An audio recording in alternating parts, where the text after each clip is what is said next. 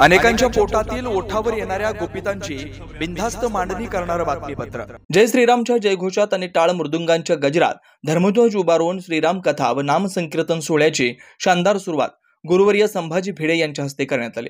सुरुवातीला भिडे गुरुजी यांच्या हस्ते या धर्मध्वजाची विधिवत पूजा करण्यात आली। त्यानंतर मंत्रोच्चारात ध्वजारोहण आणि देवस्थापना सोहळा संपन्न झाला।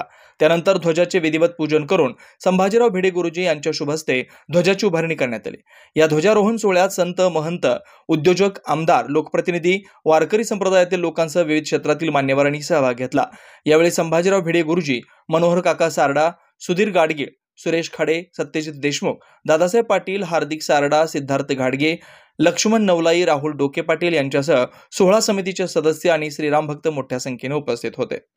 जय श्रीराम, जय श्रीराम। आज 17 जानेवारी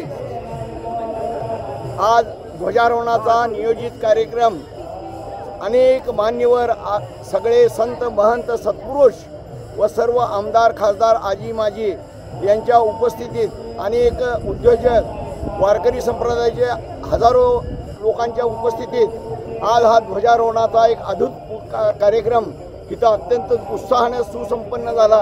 यात सर्व महिला व पुरुष यांनी अगदी मोठ्या प्रमाणात साथ दिली। वृंदावरून आलेल्या अनेक संतांच्या मुखातून अगदी मंत्रोच्चाराने मुखोल्लास झाला। त्यामुळे ह्या कार्यक्रमाला एक विशेष शोभा आली। श्री हनुमानजी महाराज यांचं आगमन आज या ग्राउंडवर झालेलं आहे ध्वजेच्या रूपानं।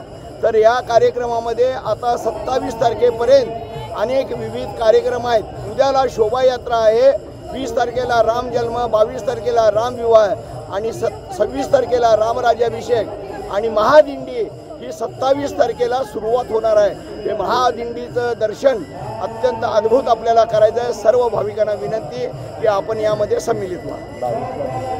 22 तारखेला खास करून एक आपल्या महाराष्ट्राचे लाडके मुख्यमंत्री देवेंद्रजी फडणवीस यांचं देखील इथे उपस्थिती राहणार आहे। त्यांचं देखील उद्बोधन आपल्याला 20 मिनिटं ऐकायला मिळालेलं आहे। त्यामुळे आपण सर्वांनी मुख्यमंत्र्यांच्या या आलेल्या ह्याला प्रतिसाद द्यावा व त्यांचं स्वागत करा। बेधडक, निर्भीड, बिनधास्त मांडणी करणारा खबऱ्या लाईव्ह।